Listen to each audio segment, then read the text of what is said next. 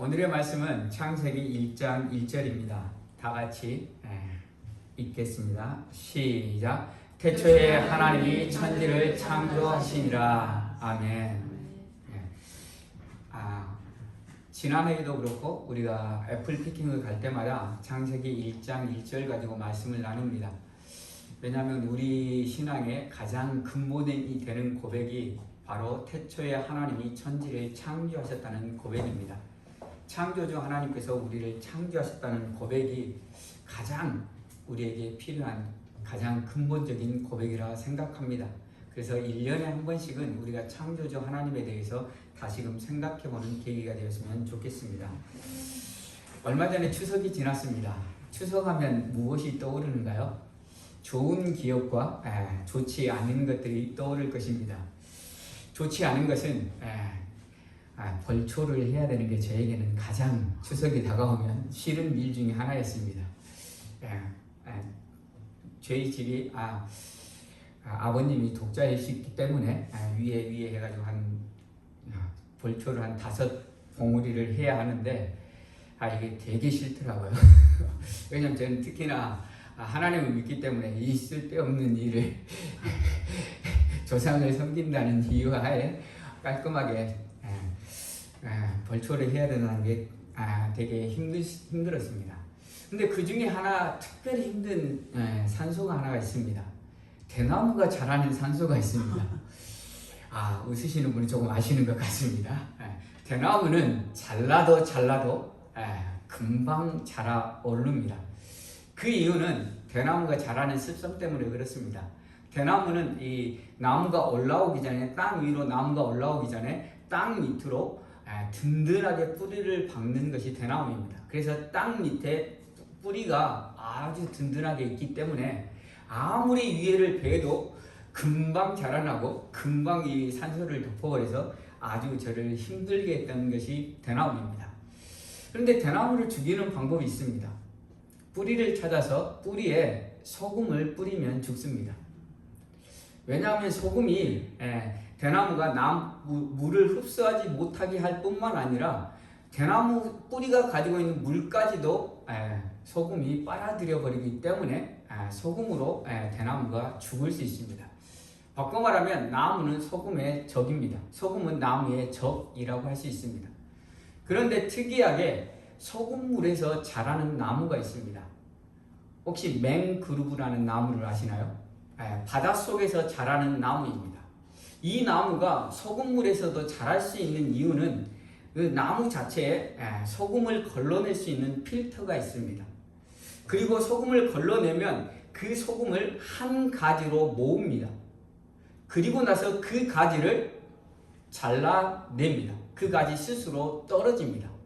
그리고 그 가지를 무엇이라고 부르냐면 sacrifice branch라고 부릅니다. 희생 가지라고 부릅니다. 맹그루브 나무가 소금물에서 살 수 있는 것은 sacrifice branch, 희생 가지가 있기 때문에 그 나무가 살 수 있는 것입니다. 그 가지의 희생을 통해서 그 나무가 산다는 것입니다. 희생은 다른 사람을 살리는 것이 바로 희생이라는 것입니다. 우리 또한 희생의 결과물입니다. 주님이 우리 대신에 십자가에서 희생해서 죽으셨기 때문에 우리도 오늘 예배를 드리며 생명을 가지고 영원한 부활의 소망 가지고 천국을 소망하는 삶을 살 수 있는 것입니다. 예수님이 십자가에 죽지 않으셨다고 하면 우리는 죄 가운데서 죽을 수밖에 없는 이미 죽었던 자들입니다. 그래서 예수님은 십자가에 죽지 못해 안달난 사람이라고 표현하는 신학자도 있습니다. 왜냐하면 자신이 십자가에서 희생하셔야지만이 우리 인류를 살릴 수 있기 때문입니다. 주님은 십자가를 지지 않을 수 있는 길이 있었음에도 불구하고 주님은 멸시의 십자가, 조롱의 십자가, 고난의 십자가, 죽음의 십자가를 지셨다는 사실입니다. 그 주님의 희생으로 저와 여러분이 생명을 얻었고 그 십자가의 희생으로 우리가 이렇게 예배 드릴 수 있다는 사실입니다. 그리고 그 주님이 오늘 우리에게 이야기하십니다. 너희도 나처럼 희생하라. 너희도 나처럼 희생함으로 다른 생명을 살리라고 말씀하고 계십니다. 희생하면 우리는 거창하게 생각합니다. 다른 사람에 의해서 죽는 것을 생각합니다. 그러나 우리에게 그런 희생의 기회는 잘 오지 않습니다. 제가 목사이지만 목숨을 내걸고 누구를 위해서 죽는 경우는 거의 일어나지 않을 것입니다. 그 순간이 오면 저 죽어야 되겠죠. 근데 이처럼 우리가 생각하는 거창한 희생에 어떤 기회들은 오지 않지만 우리가 일상의 삶에서 조그만 것에서 희생할 수 있는 기회는 매일 매 순간 찾아올 수 있다는 것입니다. 조그만 것을 손해보는 그 작은 희생을 통해서 우리는 다른 사람의 영혼을 살릴 수 있다는 사실을 기억할 수 있기를 바랍니다. 오늘 우리가 애플피킹을 계획했습니다. 애플피킹을 하는 이유는 우리가 함께 공동체로서 사랑을 나누며 더욱더 친밀한 주님의 공동체, 사랑의 공동체를 만들기 위함입니다. 모든 교회들이 어떠한 행사를 준비할 때 이러한 목적을 가지고 준비할 것입니다. 그러나 행사가 끝나고 났을 때 사랑의 공동체로 얽어지는 경우보다 그렇지 않고 마음이 상한 사람이 있는 경우들을 우리는 봅니다. 왜 그러겠습니까? 그 이유는 희생하며 섬기려는 마음을 가진 사람보다 섬김을 받으려고 하는 사람이 더 많기 때문이라는 사실입니다. 오늘 우리가 애플피킹을 갈 때 우리에게는 섬김의 기회가 있다는 사실들을 기억할 수 있기를 바랍니다. 그러므로 인해서 작은 것에서 서로를 배려하며 서로에게 희생하며 서로를 섬겨줄 수 있는 마음 가지고 나아갈 수 있기를 바랍니다. 그래서 우리 공동체가 사랑의 공동체로 애플피킹 이후에 조금 더 세워질 수 있기를 바랍니다. 그러한 은혜가 있기를 간절히 소원합니다. 말씀을 다시 한번 읽어보겠습니다. 다 아시죠? 외웠죠? 태초에 하나님이 천지를 창조하시니라. 이 구절이 우리 믿음의 근본이라고 말씀을 드렸는데 성경에서 가장 먼저 나오는 구절이 바로 태초에 하나님이 천지를 창조하시니라는 단어입니다. 이 구절은 믿느냐 믿지 않느냐로 그 결론이 지어집니다. 이 구절은 네 단어로 되어 있습니다. 태초, 하나님, 천지, 창조라는 네 단어로 구성되어 있습니다. 근데 이 네 단어는 우리 인간이 전혀 이해할 수 없는 단어입니다. 태초라는 단어, 이 지구가 언제 생겼는지에 대해서 사람들은 말이 많습니다. 성경에서는 약 6,000년 전에 지구가 생겼다라고 이야기합니다. 그런데 과학자들은 45억 년 전에 지구가 생겼다라고 이야기합니다. 45억 년 전에 지구가 생겼다라고 주장하는 사람들은 여러 가지 과학적인 실험을 통해서 지구의 나이가 45억 년이라고 이야기합니다. 그러나 여기에 함정이 있습니다. 그들이 과학적인 여러 가지 방법을 했지만 그 전에 전제가 있습니다. 가정이 있다는 것입니다. 그 가정들이 자신들이 생각하는 대로 되어졌을 때에 지구가 45억 년 되었다는 것입니다. 그렇다면 만약 가정이 그들의 생각대로 되어지지 않는다고 하면 45년이라는 계산은 아무런 의미가 없다는 사실입니다. 그럼에도 불구하고 사람들은 45억 년 전에 지구가 형성됐다고 믿고 있습니다. 이게 바로 우리가 가진 과학의 오류입니다. 전제는 그 누구도 확신할 수 없는 것임에도 불구하고 그 전제 이후에 실험을 통해서 몇 가지 것이 증명됐다고 우리는 그것을 사실로 받아들이고 있다는 사실입니다.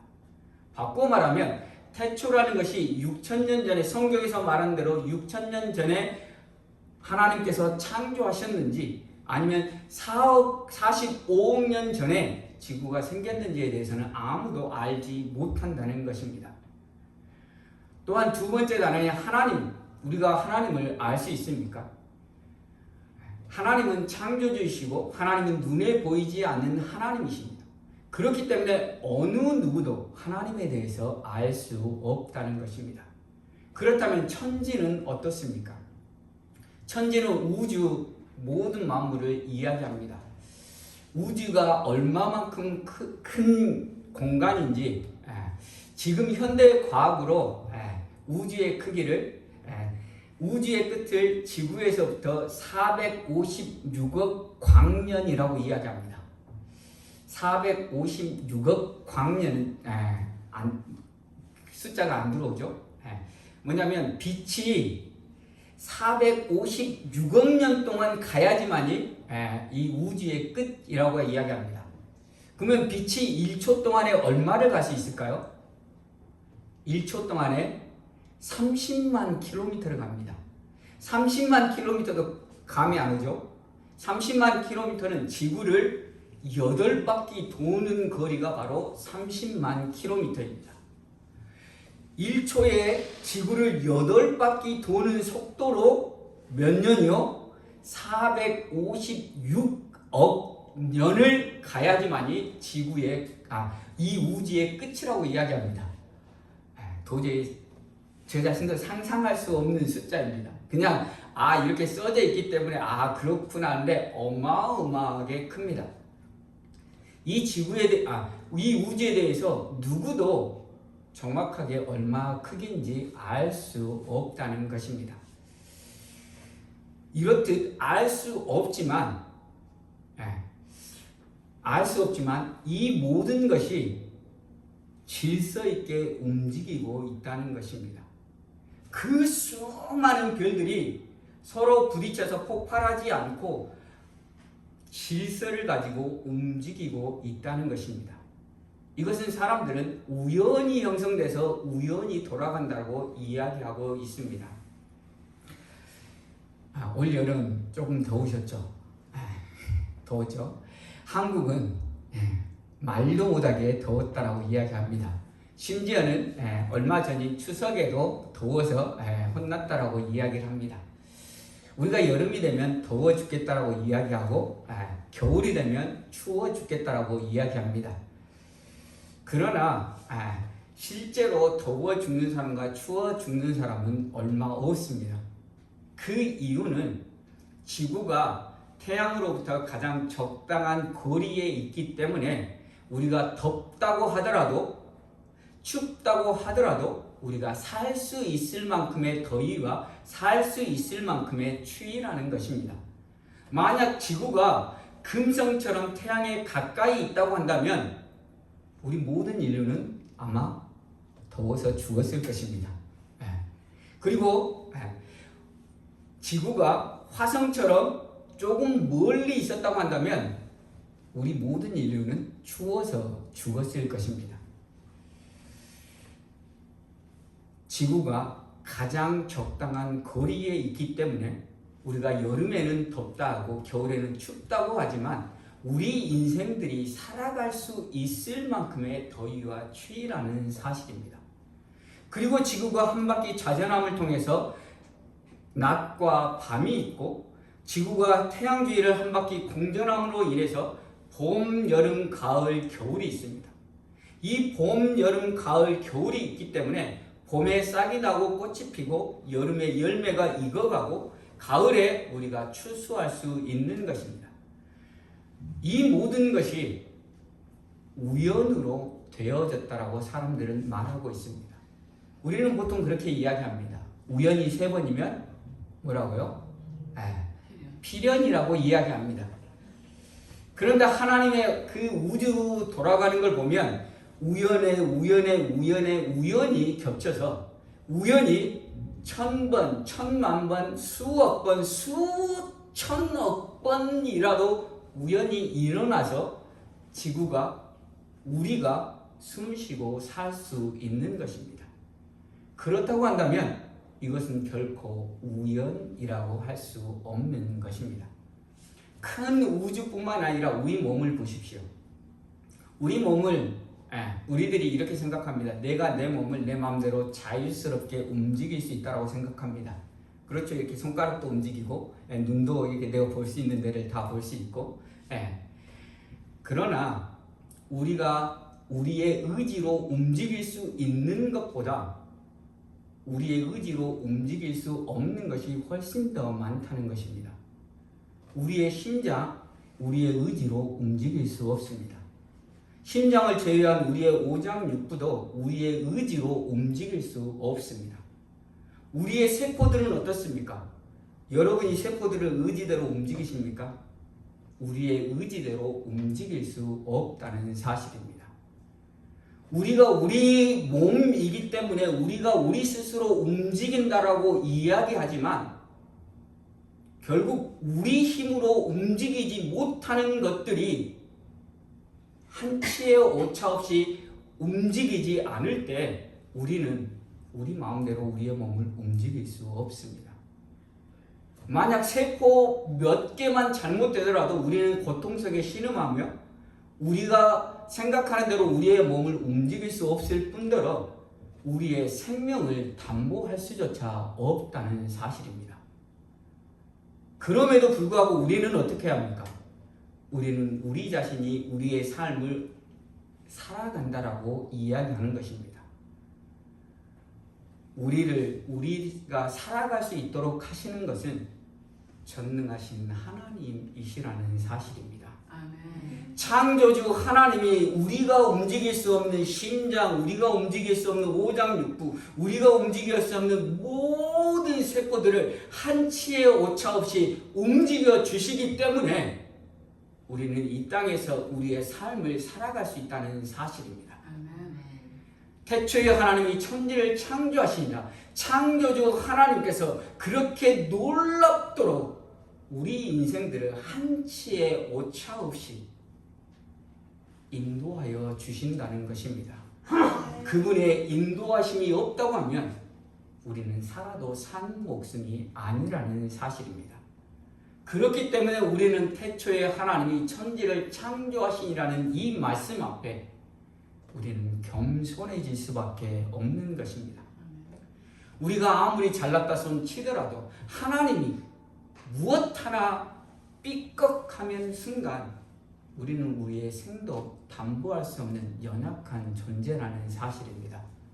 그러므로 인해서 하나님의 창조에 대해서 감사할 수 있기를 바랍니다. 아멘. 내가 내 삶을 살아가고 있다는 그 자체에 감사할 수 있기를 바랍니다. 아멘.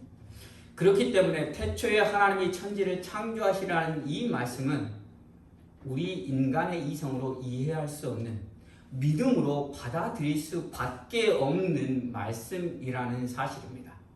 그런데 이 말씀을 받아들이지 않는 사람들이 있습니다. 그 사람들은 진화론자들입니다. 사실 진화론은 이미 과학적으로 증명되지 못하는 사실이 아닌 것으로 판명났습니다. 그러함에도 불구하고 진화론자들이 계속해서 진화를 주장하는 이유는 창조주 하나님, 창조에 대해서 대항할 수 있는 것이 진화밖에 없기 때문입니다. 한 가지 예를 들면 진화론자들이 주장하는 것처럼 원숭이에서 사람이 됐다고 한다면 지금 아마존에서 원숭이가 사람이 돼서 튀어져 나와야 합니다. 그리고 화석이라는 것이 있습니다. 이제까지 지구에서 예전의 지구에서 살았던 생물들의 모습을 보여주는 것이 화석입니다. 그리고 화석 가운데서 종과 종 사이에 어떻게 보면 고양이와 개 사이에 있는 어떠한 짐승이 발견되는 경우는 없습니다.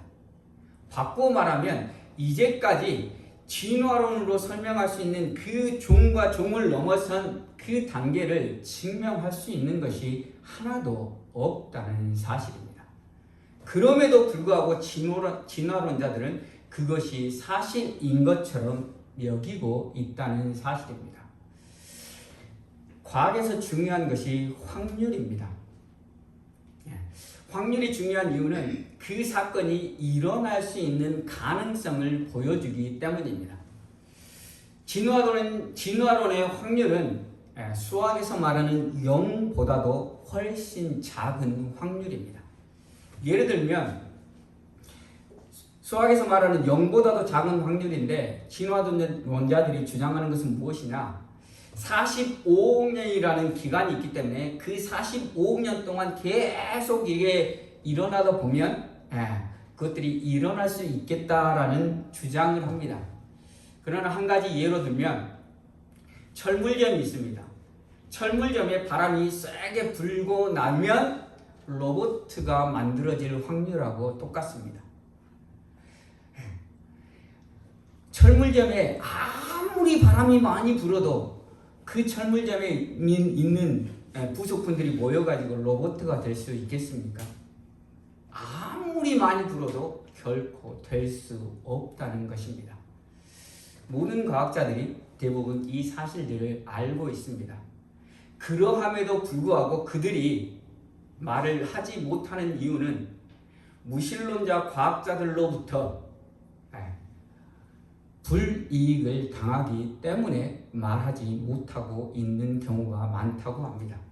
벌거벗은 임금님처럼 임금님이 벌거벗었지만 그 누구도 임금님이 벌거벗었다고 말할 수 없는 것처럼 진화론은 그 누구도 사실이 아니라는 것을 알고 있음에도 불구하고 그것이 사실이 아니라고 말하지 못하는 것입니다. 이에 대해서 C.S. 루이스가 한 말이 있습니다. 현대 자연주의의 전체 구조는 찬성하는 증거들 때문이 아니라 이미 가지고 있던 형이상학적 편견에 의존하기 때문이다. 그것은 사실에 접근하도록 고안된 것이 아니라 하나님을 배제하기 위해서 고안된 것이다. 간단하게 이야기하면 진화론이 사실을 증명해내기 위해서 만든 것이 진화론이 아니라는 것입니다. 하나님을 배제하기 위해서 창조하신 하나님을 대적하기 위한 유일한 대안이 진화론이기 때문에 무신론자들, 하나님을 믿지 않는 자들이 여전히 진화론이 사실인 것처럼 이야기하고 있는 것입니다. 그리고 진화론이 사실인 것처럼 여겨지는 이유는 무신론자 과학자들이 모여서 진화론은 사실이라고 합의했습니다. 합의. 과학적인 사실이 어떻게 합의로 이루어질 수 있겠습니까? 그들의 하나님을 대적하고자 하는 욕망들이 모여서 진화론을 사실처럼 우리들에게 이야기하고 있다는 것입니다. 단지 하나님을 대적하기 위해 진화론을 주장하고 있다는 것입니다. 우리 그리스도인 중에서도 믿음에서도 진화론과 창조론이 공존할 수 있다고 생각하는 사람도 있습니다. 그러나 결코 진화론과 창조론은 같이 할 수 없습니다. 진화론과 창조론이 같이 할 수 있다고 하는 사람들은 무신론자들의 비판을 두려워해서 타협하고 있을 뿐 결코 창조주 하나님 진화론을 허용하지 않는다는 사실입니다. 이렇듯 진화론이 허구임에도 불구하고 그들이 계속해서 진화론을 주장하는 이유는 그들의 마음이 강팍해졌기 때문입니다. 우리는 하나님의 형상으로 지어져서 하나님의 형상으로서 복을 누리며 이 땅을 다스리는 복을 누리며 사는 존재였습니다. 창세기 1장에서 그것들을 이야기하고 있습니다. 하나님이 자기 형상 곧 하나님의 형상대로 사람을 창조하시되 남자와 여자를 창조하시고 하나님이 그들에게 복을 주시며 그들에게 이르시되 생육하고 번성하여 땅에 충만하라. 땅을 정복하라. 바다의 고기와 공중의 새와 땅에 움직이는 모든 생물을 다스리라 하시니라. 우리 인생은 하나님의 형상으로 창조되어서 하나님과 관계하며 하나님께서 지으신 창조물을 다스리며 복을 누리는 인생이었습니다.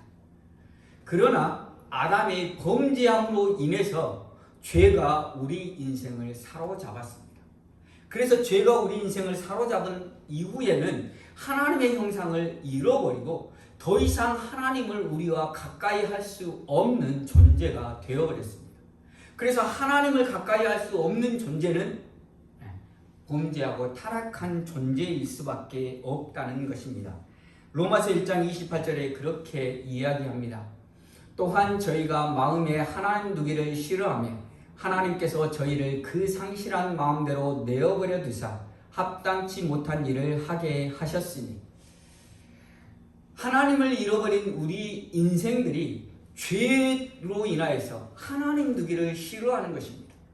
복되신 하나님, 영원한 생명의 근원 되신 하나님 두기를 싫어해서 그 마음이 더욱더 강팍해졌다는 것입니다. 그리고 하나님께서 그들을 내어버려 두었을 때 그들은 합당치 못한 하나님을 대적하며 하나님이 창조하지 않았다고 우리 인생이 우리의 것이라고 주장하며 하나님 앞에 교만한 인생을 살게 되었다는 사실입니다. 그 인생의 결과가 무엇입니까? 죄와 허물로 인한 죽음이라는 것입니다. 우리가 오늘을 산다라고 이야기하지만 결과적으로 우리는 죽음이라는 것에 한 걸음 다가가는 인생이라는 것입니다. 젊으나 나이가 많으나 다 동일합니다. 죽음이라는 것을 한 걸음 한 걸음 다가가는 인생이 우리들이라는 사실입니다. 그리고 그 죽음에는 무엇이 따릅니까? 심판이 있다라고 이야기합니다. 우리 모두는 죽음을 향해 달려가는 존재이고 우리는 우리가 지은 죄로 인해서 심판, 영원한 형벌을 받아야 될 존재였다는 사실입니다.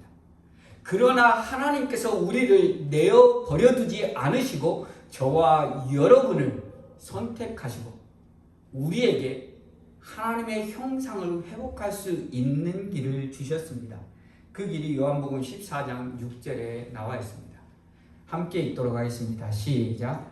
예수께서 말하시되 내가 곧 길이요 진리요 생명이니 나로 말미암지 않고는 아버지께로 올 자가 없느니라. 그렇습니다. 우리는 죄로 인해서 거룩하신 하나님 앞에 나아갈 수 없는 존재. 그래서 비참한 삶을 살다가 죄로 인한 비참한 삶을 살다가 그 마지막이 영원한 형벌받을 인생이었습니다. 그 인생을 하나님께서 긍휼히 여기셔서 우리를 선택하시고 우리로 십자가로 구원해 주셨다는 사실입니다. 아멘. 그래서 이제 우리는 하나님의 자녀로서 창조주 하나님, 태초에 하나님이 천지를 창조하시라는 이 말씀을 믿는 존재가 되었다는 것입니다.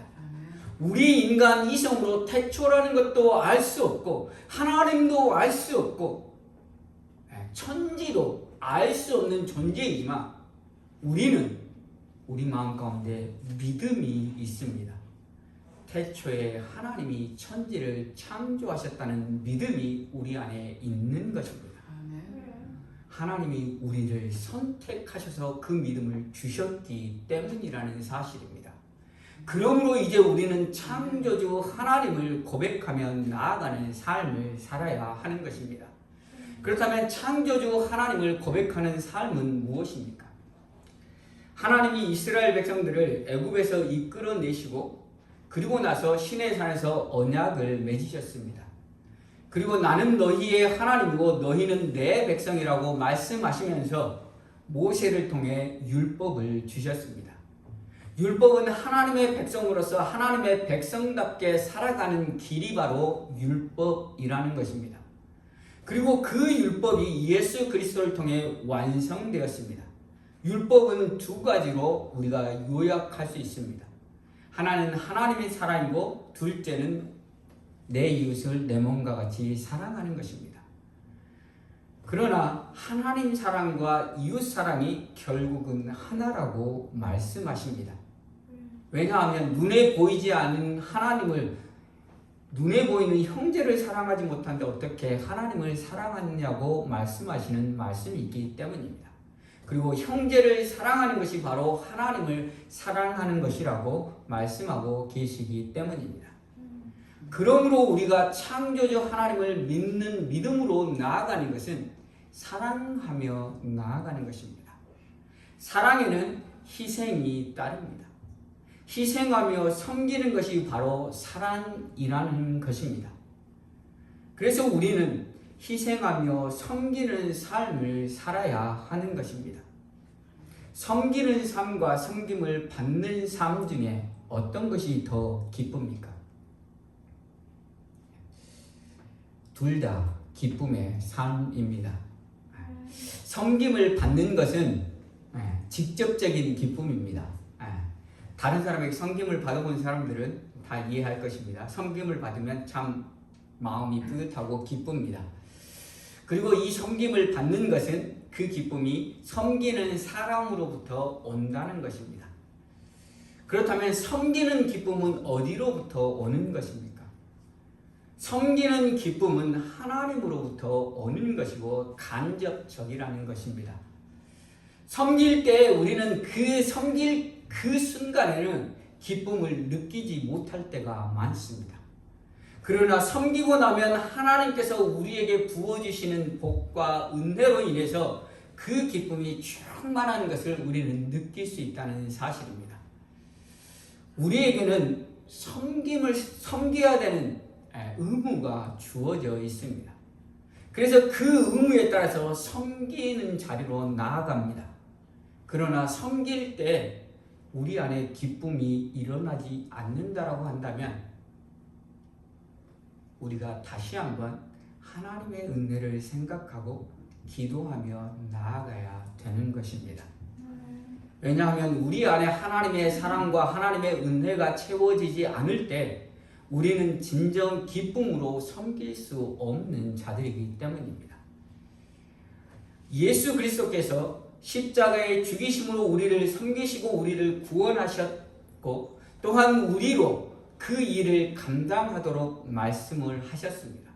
그렇다고 한다면 그 말씀에 순종하여 섬기는 자에게 하나님이 함께 하시며 은혜를 더하여 주실 것은 불보듯 확실한 말씀이라는 사실입니다. 그러므로 인해서 우리는 섬기는 자리로 나아갈 수 있는 것입니다. 그래서 우리가 하나님의 자녀로서 창조주 하나님을 믿는 믿음 가지고 이제 하나님의 자녀답게 섬기는 자리로 나아갈 수 있기를 바랍니다. 우리가 섬김의 자리로 나아갈 수 있는 그 유일한 이유는 창조주 하나님이신 하나님이 우리와 함께 하시기 때문입니다. 그분이 함께 하셔서 우리가 섬길 때 받는 고통을 넘어 우리가 섬길 때 우리의 희생을 넘어 우리가 섬길 때 우리의 마음의 상함을 넘어 그 모든 것을 뛰어넘을 수 있는 기쁨을 우리에게 주시기 때문이라는 사실입니다. 오늘 우리가 애플피킹을 갑니다. 애플피킹을 갈 때 서로가 서로를 섬기는 마음으로 나아갈 수 있기를 바랍니다. 작은 것 하나에서 서로가 서로를 섬기는 마음, 서로가 서로를 배려하는 마음 가지고 나아갈 때 우리는 그 안에서 하나님의 사랑을 느낄 수 있고 그로 인하여서 우리 공동체가 하나님이 함께 하시는 공동체, 하나님의 사랑이 넘치는 공동체로 세워질 수 있다는 사실들을 기억할 수 있기를 바랍니다. 그렇게 나아가기 위해서 우리에게 한 가지 예수님이 우리와 늘 함께 하신다는 고백이 있어야 된다는 사실입니다. 우리의 어려운 환경 가운데서도 천지를 창조하신 그 하나님이 우리의 인생과 함께 하시며 한치의 오차 없이 우리의 인생을 인도하여 주신다는 고백이 우리 안에 있기를 바랍니다. 그래서 우리가 찬양하고 기도하며 나아갈 때 예수가 우리와 함께 하신다는 고백으로 나아갈 수 있기를 바랍니다. 그 고백으로 천지를 창조하신 하나님께서 나의 인생을 한치의 오차 없이 인도하시니 이제 나는 하나님의 백성으로 하나님께서 원하시는 섬김의 삶, 서로 사랑하는 삶을 이루며 이 공동체가 하나님께서 기뻐하시는 공동체로 세워지는데 우리 자신들을 희생할 수 있기를 바랍니다. 그래서 우리의 희생으로 한 영혼이 살아나고 우리의 교회가 사랑의 공동체로 세워질 수 있는 저와 여러분이 되기를 간절히 소원합니다. 이 시간 우리가 말씀을 생각하며 기도한 시간 갖도록 하겠습니다. 태초에 하나님이 천지를 창조하셨습니다. 우리는 창조주 하나님을 믿습니다. 창조주 하나님을 믿는다는 것은 이제 우리가 하나님의 백성으로 이 땅에 섬기며 살겠다는 것입니다. 우리가 섬기며 희생하며 살 때 하나님이 우리의 인생을 한치의 오차 없이 운행하시는 하나님이 우리에게 기쁨과 평강으로 복의 복을 더하여 주실 것입니다. 우리가 하나님을 생각하며 우리와 함께 하신 예수 그리스도를 생각하며 우리가 섬기며 희생하며 나아가겠습니다. 라고 다 같이 기도하며 나아가겠습니다. 기도하겠습니다. 하나님 감사합니다. 하나님 우리를 사랑하셔서 하나님의 자녀 삼아주신 감사합니다. 하나님 택하여 하나님의 천지를 창조하신 창조주 하나님께서 우리를 위하여 죽으셨고 아버지 하나님 우리를 위하여 아버지 하나님께서 은혜를 베풀어 주셨음에도 불구하고 여전히 우리의 교만한 마음으로 살아가고 있는 우리의 모습은 아닙니까? 이 시간 다시 한번 하나님 창조주 하나님 앞에 겸손의 아버지 하나님 물고기 하여 주셔서 겸손히 주님의 백성으로 믿음 주셨음에 감사합니다. 이제 하나님의 백성답게 섬기며 살아가는 우리가 될 수 있도록 은혜를 베풀어 주셔서 섬기는 것이 결코 쉽지 않습니다. 섬기는 것은 희생하는 것이고 희생으로 인해서 아버지 하나님 그것이 손해고 아버지 하나님의 마음이 상할 때도 있습니다. 그러나 주께서 우리와 함께 하시며 우리의 인생을 한치의 오차 없이 인도하신다는 그 믿음이 가운데 우리가 주님께서 말씀하신 대로 섬기며 사랑하며 나아가는 우리 모두가 될 수 있도록 은혜를 베풀어 주셔서 섬기며 사랑하며 나아갈 때 이 주님의 공동체 갈릴리 교회가 하나님 사랑의 공동체로 세워질 수 있도록 은혜를 베풀어 주시기를 간절히 소원합니다. 주님도 오시거든요. 인도하여 주시옵소서.